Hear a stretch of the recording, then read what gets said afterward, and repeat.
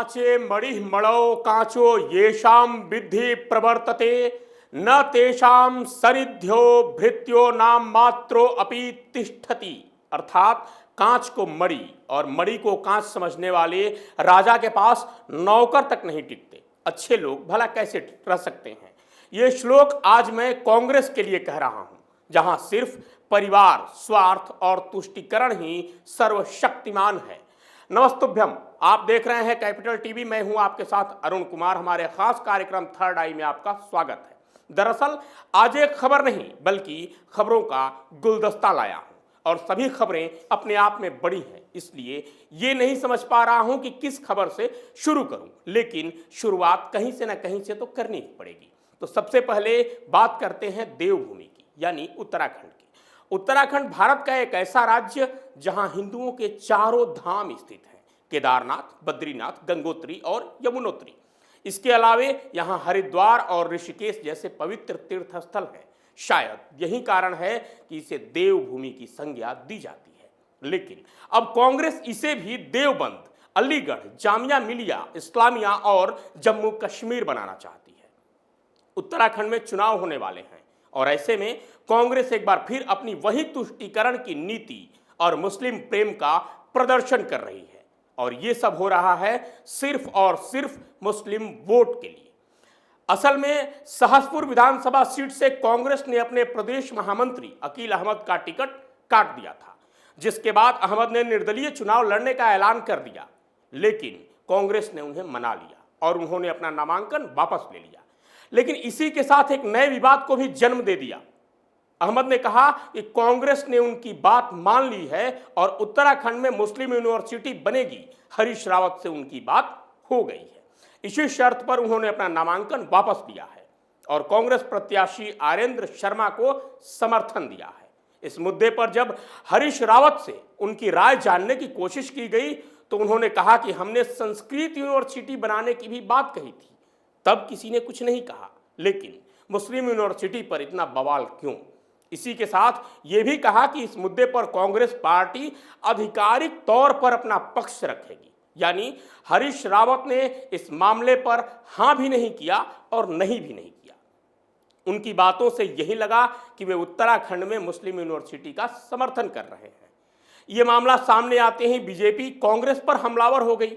CM Pushkar Singh Dhami ने कहा कि कांग्रेस की यही नीति है, तुष्टीकरण के बल पर चुनाव जीतने का सपना देख रही है। सीएम धामी तो इतना ही कहकर चुप हो गए, लेकिन बीजेपी नेता तजिंदर पाल सिंह बग्गा ने हरीश रावत के खिलाफ मोर्चा खोल दिया। उन्होंने कई ट्वीट कर दिए जिसमें हरीश रावत को मौलवी के तौर पर दिखाया गया, जो कांग्रेस को अच्छा नहीं लगा, रास नहीं आया और कांग्रेस ने इसकी शिकायत चुनाव आयोग से की। कांग्रेस ने अपनी शिकायत में कहा कि बीजेपी नेता बग्गा उत्तराखंड के पूर्व सीएम हरीश रावत की छवि धूमिल करना चाहते हैं और समाज में नफरत फैला रहे हैं। उन पर कड़ी कार्रवाई की जाए। लेकिन तजिंदर पाल सिंह बग्गा भला कहां मानने वाले थे। उन्होंने फिर एक ट्वीट किया और लिखा कि वे मुस्लिम तुष्टीकरण और देवभूमि उत्तराखंड के इस्लामीकरण के खिलाफ अपनी आवाज उठाते रहेंगे। उन्होंने हरीश रावत को हरीशुद्दीन तक कह डाला। लिखा कि सुना है हरीशुद्दीन ने देवभूमि में मुस्लिम विश्वविद्यालय का विरोध करने के लिए मेरे खिलाफ शिकायत दर्ज की है। मैं ऐसा फिर भी कर रहा हूं और इसे 1000 बार करूंगा। वे मेरे खिलाफ हजारों शिकायत कर सकते हैं, वे मुझे जेल भिजवा सकते हैं, लेकिन मैं देवभूमि के इस्लामीकरण के कांग्रेस की योजना के खिलाफ अपनी आखिरी सांस तक लड़ूंगा। अब सवाल यह है कि आखिर कांग्रेस चाहती क्या है? क्या हिंदुस्तान को पूरा पाकिस्तान बना देना चाहती है? क्या उत्तराखंड को जम्मू कश्मीर और लक्षद्वीप बना देना चाहती है?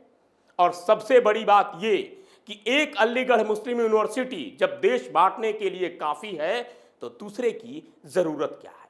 यूनिवर्सिटी ही खोलनी है तो मुस्लिम क्यों, भारत या भारतीय क्यों नहीं? वहीं अगर हरीश रावत को अपनी छवि की इतनी चिंता है, अगर इस मुद्दे के लिए उन्होंने हामी नहीं भरी है, तो वे एक ट्वीट कर दें कि वे ऐसा नहीं चाहते हैं, काम खत्म। अब बात करते हैं दूसरी खबर की।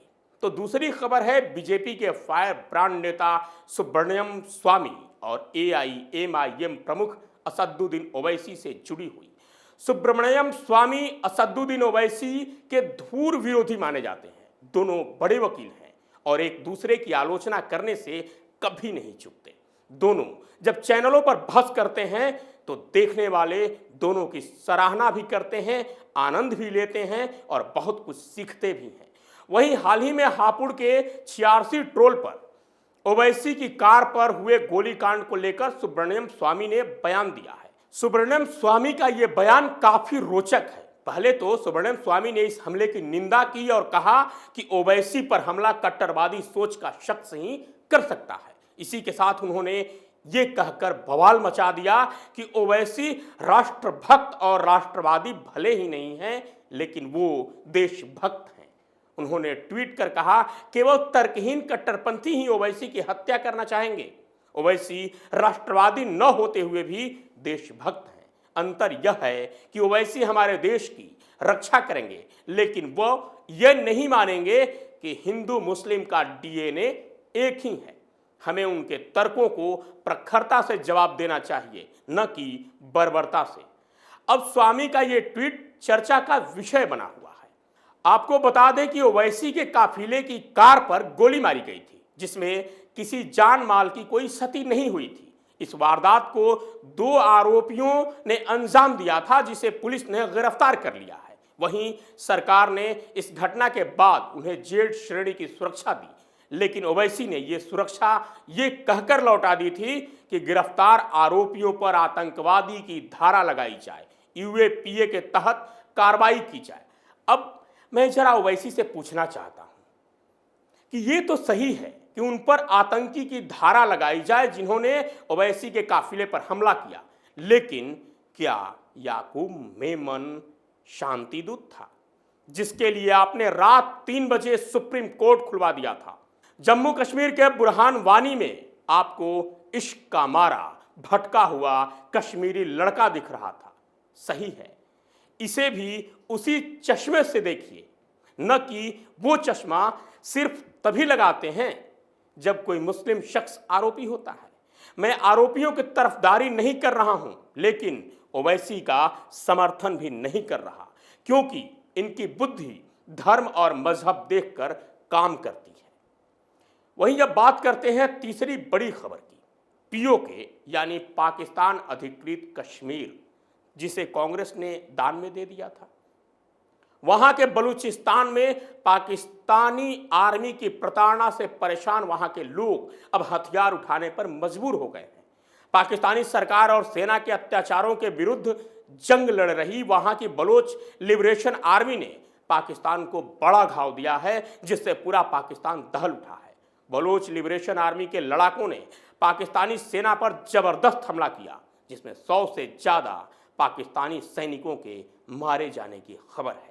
जानकारी के मुताबिक बलोच लिबरेशन आर्मी के हमले में फ्रंटियर कोर के IG major general Aiman Bilal Safdar की भी मौत हो गई है। एक साथ 2 मोर्चों पर हुए हमले से पाकिस्तान के सैनिकों को संभलने तक का मौका नहीं मिला और उसे अपने सैनिकों के जान माल का तगड़ा नुकसान उठाना पड़ा। पाकिस्तान के इस हिस्से में गृह युद्ध जैसे हालात बने हुए हैं। बलोच लिबरेशन आर्मी ने नोशकी और पंजूगुर में ऐसा हमला बोला कि पाकिस्तानी सेना की कमर ही टूट गई। एक साथ 2 मोर्चे पर हमले से पाकिस्तानी सेना बिल्कुल नहीं संभल पाई और देखते ही देखते उसके 100 से ज्यादा सैनिक ढेर हो गए। हालांकि इस लड़ाई में 13 बलोच सैनिकों के भी मारे जाने की खबर है।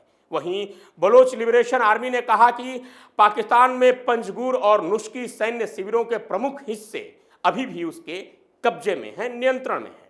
संगठन ने कहा, शिविरों के बड़े हिस्से को पूरी तरह से नष्ट कर दिया गया है। पाकिस्तान की सरकार ने मीडिया को इस पर रिपोर्ट करने से मना कर दिया है। नेटवर्क को पूरी तरह से काट दिया गया है। एक तरफ पाकिस्तान में ये हालात बने हुए हैं, वहीं दूसरी तरफ इमरान खान चीन पहुंचे, जहां उनकी भारी बेइज्जती हुई। वो अपना कटोरा और झोला लेकर जिनपिंग से चंदा मांगने पहुंचे थे। उन्हें उम्मीद थी कि उनके आने की खबर सुनते ही जिनपिंग दौड़कर आएंगे और उनका स्वागत करेंगे, गले से लगा लेंगे। लेकिन जनाब, वो चीन का राष्ट्रपति जिनपिंग है, पंजाब कांग्रेस का अध्यक्ष नवजोत सिंह सिद्धू नहीं। जिनपिंग ने इमरान से मिलना तो दूर, इन्हें देखना भी पसंद नहीं किया। चीन के अधिकारियों ने इमरान को बताया कि उनकी मीटिंग राष्ट्रपति शी से नहीं बल्कि अधिकारियों से होगी, वो भी वर्चुअली। इस पर इमरान और उनके अधिकारियों ने अपना सिर पीट लिया कि इतनी दूर आए और कटोरा खा ली। इमरान खान के इस दौरे का मुख्य मकसद चीन से $3 अरब का लोन हासिल करना है। बलूचिस्तान में चीन ने सीपेक प्रोजेक्ट में बड़े पैमाने पर निवेश कर रखा है, उसी के लिए पाकिस्तान पैसे लेने गया था। अब आपको बात समझ में आ गई होगी कि इमरान खान ने बलूचिस्तान को चीन को बंधक के तौर पर दे दिया है, जिसके लिए पैसे लेने गए थे। वहीं इधर बलूचों ने 100 पाकिस्तानी जवानों को मौत की नींद सुला दिया। आज के थर्ड आई में इतना ही। कल फिर मिलूंगा किसी नए विषय और शोध के साथ। तब तक के लिए विदा।